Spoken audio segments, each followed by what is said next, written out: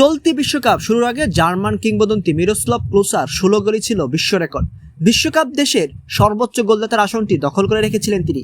এই বিশ্বকাপে ক্লোসার সেই রেকর্ড ভেঙে দেন আর্জেন্টাইন মহাতারকা লিওনেল মেসি। বিশ্বকাপে সর্বোচ্চ 19 গোল নিয়ে এখন তিনি সবার উপরে। তবে মেসির ঠিক পেছনেই শ্বাস ফেলছেন ফ্রান্সের superstar Kylian Mbappe. Round of 32-এ সুইডেনের বিপক্ষে দুর্দান্ত জোড়া গোল করে তিনি নিজের বিশ্বকাপের গোল সংখ্যা বাড়িয়ে করেছেন 18। অর্থাৎ মেসির রেকর্ড স্পর্শ করতে এখন তার দরকার মাত্র একটি গোল।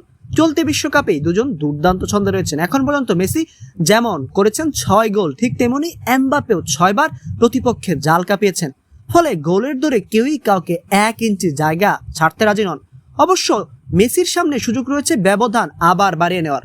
নকআউট পর্বে যদি তিনি নিজের পরের ম্যাচে গোল করতে পারেন, তাহলে এমবাপ্পে নাগালের বাইরে আরও এক ধাপ এগিয়ে যাবেন আর্জেন্টাইন মহাতারকা। এখন পুরো ফুটবল বিশ্বের চোখ এই দুই সুপারস্টারের দিকে।